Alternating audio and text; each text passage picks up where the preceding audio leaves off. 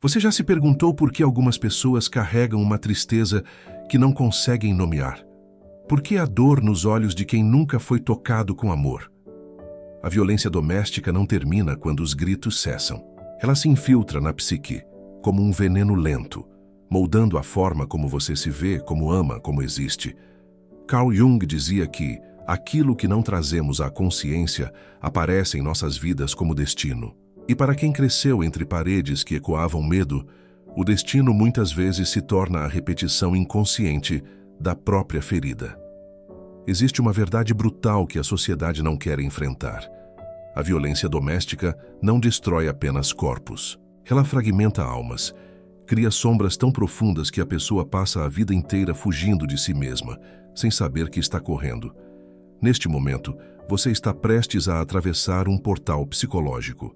Um lugar onde a dor ganha nome, onde a sombra é revelada e onde a cura se torna possível. Mas apenas se você tiver coragem de olhar. A pergunta é: você está pronto para ver o que nunca foi dito?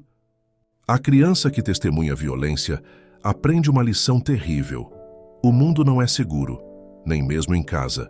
Jung chamava isso de ferida arquetípica, uma marca que transcende o episódio e se torna estrutura psíquica. O cérebro infantil, ainda em formação, não consegue processar a traição do lar. Então ele faz o que pode. Congela a emoção, enterra a memória, constrói muros internos, mas esses muros não protegem, eles aprisionam. A criança cresce, mas a ferida permanece ativa, pulsando no inconsciente como um coração sombrio. Ela se torna o adulto que não confia, que não se permite ser vulnerável, que sabota relacionamentos antes que alguém possa machucá-la primeiro. A autopreservação vira autossabotagem. O medo de ser ferido se transforma na certeza de que será. E assim, sem perceber, a vítima se torna refém da própria sombra. Jung alertava: até você tornar o inconsciente consciente, ele dirigirá sua vida e você o chamará de destino.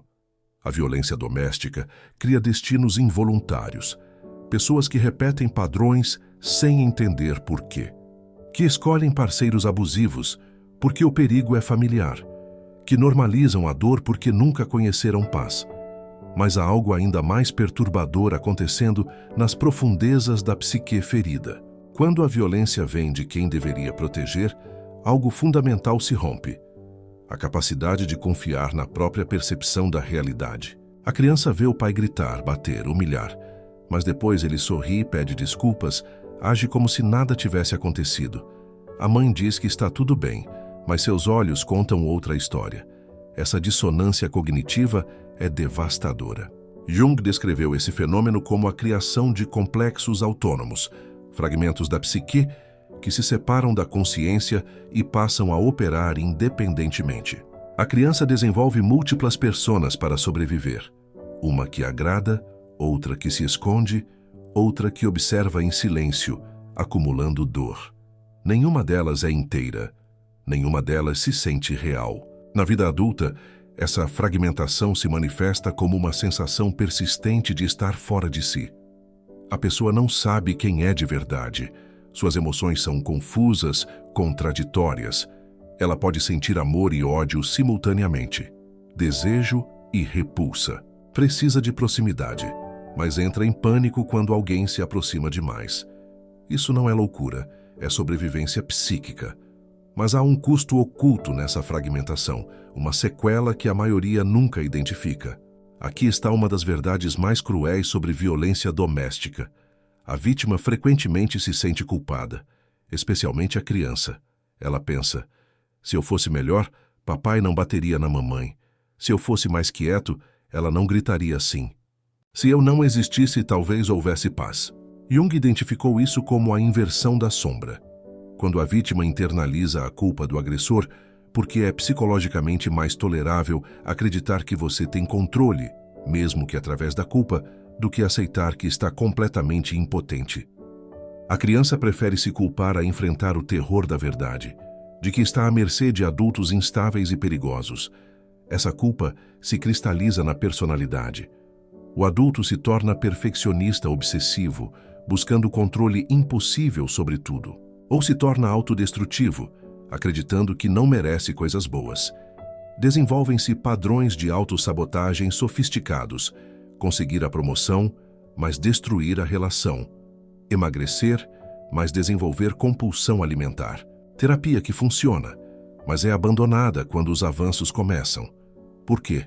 Porque no fundo a criança ferida ainda acredita que merece ser punida, que felicidade é perigosa, que paz é ilusória, e enquanto essa culpa não for confrontada conscientemente, ela comandará cada escolha importante da vida. Mas a culpa é apenas a camada superficial de algo muito mais profundo. A maior perda na violência doméstica não é física, é ontológica. É a morte do que Jung chamava de self verdadeiro, o núcleo essencial da identidade. Para sobreviver em um ambiente abusivo, a criança aprende a suprimir quem realmente é. Seus desejos são perigosos, suas emoções são inconvenientes, sua existência genuína é uma ameaça. Então ela cria um falso self, uma máscara de sobrevivência que agrada, que se adapta, que desaparece quando necessário. O problema? Essa máscara se torna tão convincente que a pessoa esquece que existe alguém por baixo. Passa décadas vivendo uma vida que não é sua, fazendo escolhas que não refletem sua essência, relacionando-se através de personas vazias. E por baixo de tudo, há um vazio existencial devastador. Uma pergunta sussurrada no escuro. Quem sou eu realmente? Jung afirmava que a individuação, o processo de tornar-se quem você verdadeiramente é a tarefa central da vida humana. Mas para quem cresceu na violência, a individuação é quase impossível. Como você se torna quem é se nunca teve permissão para descobrir? Como você expressa sua verdade se foi punido toda vez que tentou? A resposta não é simples, mas começa com um ato de coragem radical: olhar para a sombra sem desviar os olhos. Jung dedicou sua vida ao estudo da sombra, todos os aspectos de nós mesmos que reprimimos, negamos, enterramos no inconsciente. Para vítimas de violência doméstica, a sombra é particularmente densa. Contém não apenas a raiva não expressa, mas também a vergonha profunda, o ódio negado, o desejo de vingança, a impotência. Contém a criança aterrorizada que ainda vive dentro do adulto, congelada no tempo. O encontro com essa sombra é inevitável. Ou você a confronta conscientemente, através de terapia, autoinvestigação, processos de cura, ou ela emerge destrutivamente, através de explosões de raiva inexplicáveis, através de depressão paralisante, através de relacionamentos tóxicos que recriam a dinâmica original, através de vícios que anestesiam a dor não processada.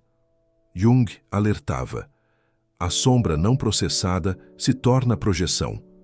Você começa a ver nos outros o que não consegue ver em si mesmo. O parceiro se torna o agressor. O chefe se torna o pai violento. O mundo inteiro se torna um campo de batalha onde você revive eternamente o trauma original. Mas aqui está a verdade libertadora. A sombra não é sua inimiga. Ela é a guardiã da sua totalidade. Dentro dela está não apenas a dor, mas também a força que você desenvolveu para sobreviver. A resiliência, a sensibilidade, a capacidade de empatia profunda. Integrar a sombra não é destruí-la. É abraçá-la, reconhecê-la, dar-lhe voz. E quando você faz isso, algo extraordinário acontece. Freud cunhou o termo compulsão à repetição, mas Jung o aprofundou. Não repetimos apenas comportamentos, repetimos mitologias pessoais. Vítimas de violência doméstica frequentemente se veem em relacionamentos abusivos mesmo depois de adultos. Não porque sejam masoquistas ou estúpidos, mas porque o trauma não resolvido busca resolução através da repetição. O inconsciente está tentando reescrever a história. Dessa vez será diferente, ele sussurra. Dessa vez, vou conseguir fazer com que me amem direito. É uma esperança trágica e desesperada. A mulher que jura nunca aceitar abuso escolhe homens emocionalmente indisponíveis, depois controladoras, depois violentos. Cada relacionamento é uma tentativa inconsciente de curar a ferida paterna. O homem que viu a mãe ser espancada se torna hipervigilante ou, paradoxalmente, reproduz a violência, horrorizado consigo mesmo, mas incapaz de parar. Por quê? Porque o trauma é uma linguagem, e ela fala através do corpo, das emoções, das escolhas. Enquanto essa linguagem não for traduzida conscientemente, ela comandará o enredo da vida. Jung dizia: aquilo com que não nos confrontamos em nós mesmos, encontraremos como destino. A repetição é o destino não confrontado, mas pode ser interrompida. Existe um momento em que o padrão pode ser quebrado, mas requer algo que muitos não estão preparados para fazer. Uma das sequelas mais negligenciadas da violência doméstica é o luto congelado. Luto pela infância que nunca existiu, pelos pais que deveriam ter protegido, mas feriram, pela inocência perdida prematuramente, pelo que poderia ter sido, mas nunca foi. Esse luto é complicado porque o objeto da perda não está morto. O agressor ainda pode estar vivo, talvez arrependido, talvez não. Talvez até negando que algo aconteceu. Como você faz o luto de algo que nunca é validado? Como você chora por uma perda que ninguém reconhece? Jung entendia que o luto não processado se transforma em melancolia crônica, uma tristeza sem nome que permeia toda a existência. A pessoa funciona, trabalha, sorri, mas por baixo há uma camada de cinza sobre tudo. Nada é completamente alegre, nada é inteiramente seguro. Sempre há uma sensação de que algo fundamental está faltando. E está. O que está faltando é o reconhecimento da perda, a permissão para chorar o que nunca foi. A validação de que sim, foi terrível. Sim, não era assim que deveria ser. Sim, você tem o direito de estar machucado. Sem esse luto, a cicatrização é impossível. A ferida permanece aberta, infectando cada área da vida. Mas quando o luto finalmente é permitido, quando as lágrimas não choradas encontram expressão, quando a raiva é honrada e a dor é testemunhada, algo se move nas profundezas. A cura começa. Mas não da forma que você imagina.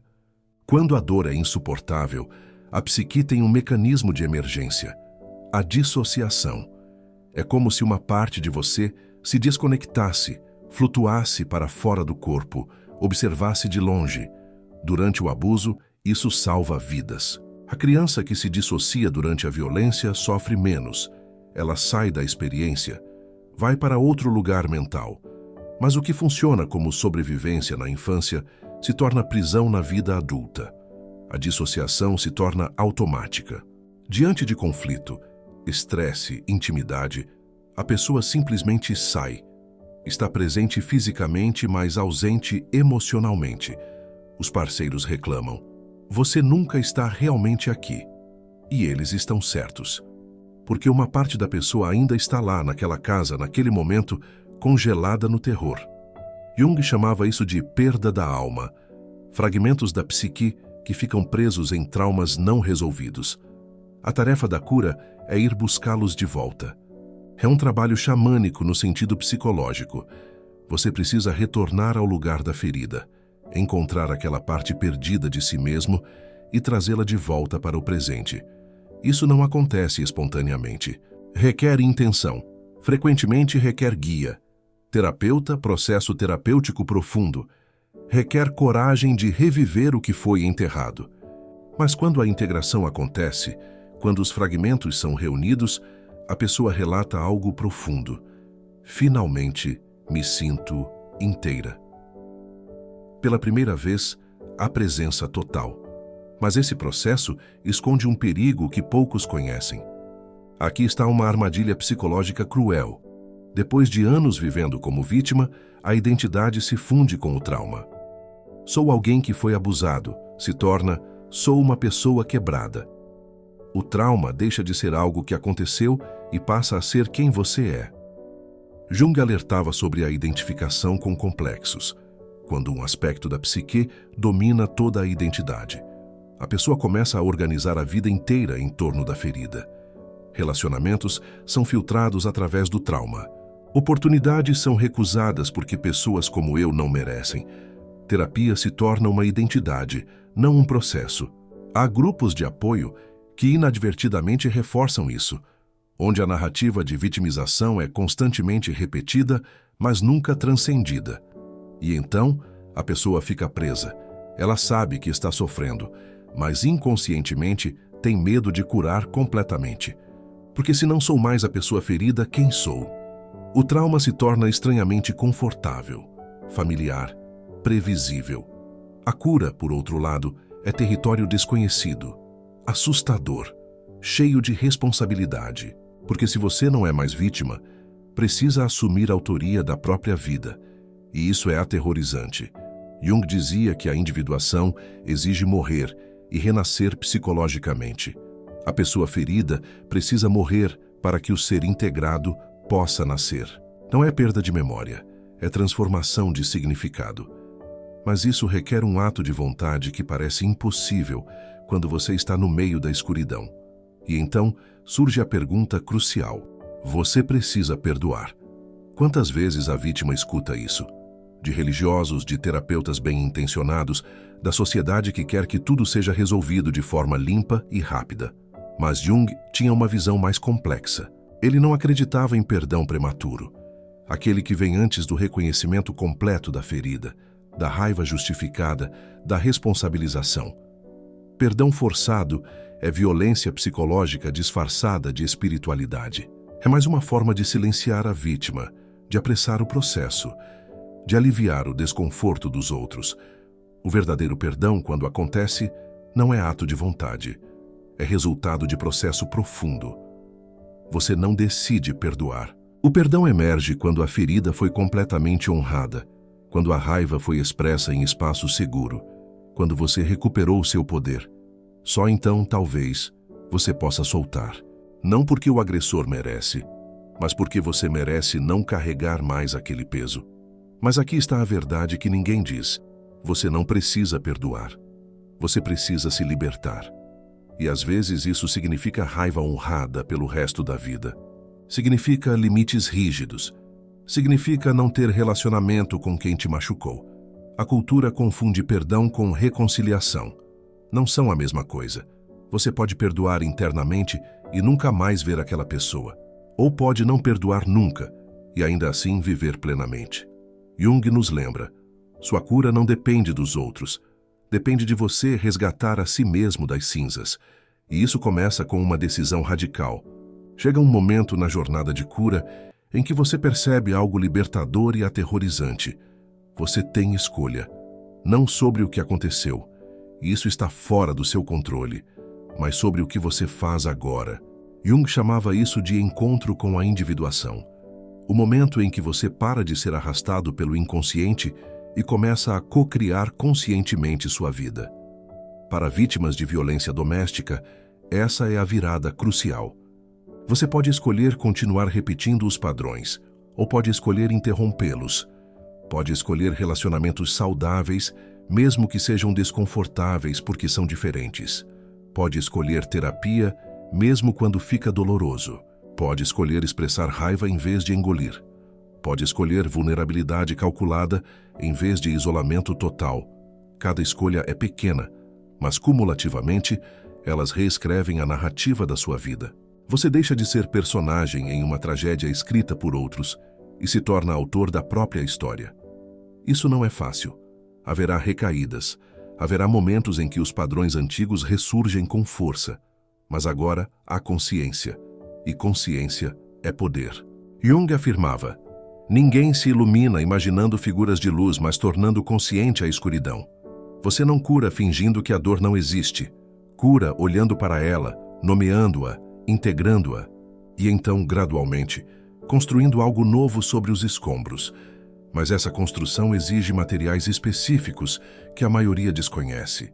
A violência doméstica ensina o corpo a ser inimigo.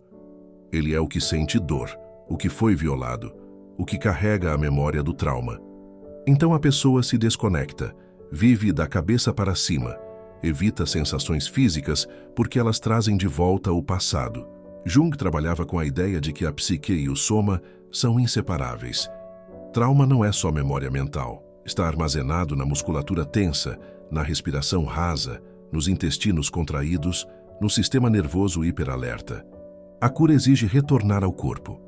Isso pode ser através de práticas somáticas, yoga, dança, artes marciais, massagem terapêutica.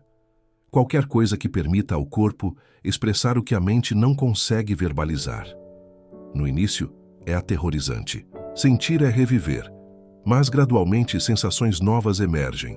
Prazer, relaxamento, presença. A pessoa descobre que o corpo não é apenas repositório de dor, mas também de resiliência, sabedoria, capacidade de regeneração. Aprende a identificar sinais. Quando a ansiedade está chegando, quando um gatilho foi ativado, quando precisa de pausa. O corpo se torna aliado, não inimigo. E nessa reconexão, algo profundamente curativo acontece. Você se ancora no presente. Porque o trauma vive no passado, e o medo vive no futuro, mas o corpo vive agora.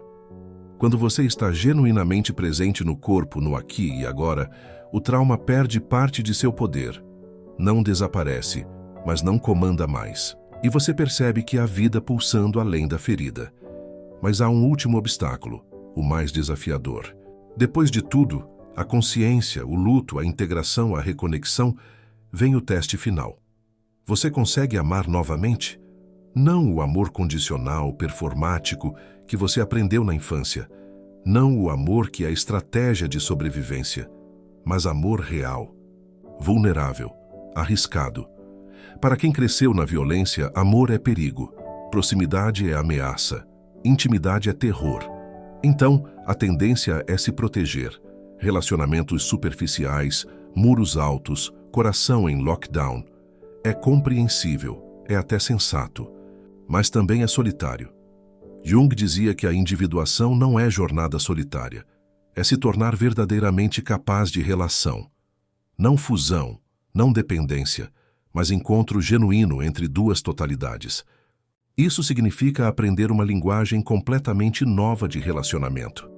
Significa comunicar necessidades, assustador, estabelecer limites, revolucionário, pedir ajuda, aterrorizante, confiar gradualmente, quase impossível. Significa escolher alguém seguro mesmo que seguro pareça entediante, comparado à intensidade dramática que você conhece. Significa dar chance para amor que não dói, que não exige provas constantes, que não precisa ser conquistado através de sofrimento. O amor saudável parece estranho no início, quieto, estável, quase suspeito. Mas é exatamente isso que a alma ferida precisa. Não fogos de artifício, mas fogueira constante. Não drama, mas presença. Não salvação, mas companhia. E quando você finalmente permite esse tipo de amor, de outros e de si mesmo, a cura completa seu ciclo. Mas cuidado com a última armadilha. Jung acreditava que cada vida tem um telos, um propósito, um chamado da alma. Para quem passou pela violência doméstica, esse chamado frequentemente envolve transformar a dor em sabedoria, a ferida em fonte de compaixão. Não é obrigação. Você não precisa transformar seu trauma em propósito. Você tem permissão apenas para viver, ser feliz, esquecer se quiser. Mas muitos relatam algo curioso. Depois de curar, surge desejo espontâneo de ajudar outros na mesma jornada. Tornam-se terapeutas, ativistas, artistas que expressam a experiência, professores que ensinam resiliência. A ferida se torna portal para a vocação. Isso não romantiza o trauma, não justifica o que aconteceu, mas reconhece que mesmo na maior escuridão, algo de valioso pode ser forjado. A capacidade de sentar com a dor de outros porque você conhece essa geografia íntima. A habilidade de testemunhar sem julgar, a força de dizer, eu entendo, você não está sozinho, e a saída, mesmo quando parece impossível. Esse é o movimento final da individuação junguiana. Não apenas curar a si mesmo, mas devolver algo ao coletivo. Não por obrigação, mas por transbordamento. Porque você descobriu que a alma humana é mais resiliente do que você jamais imaginou.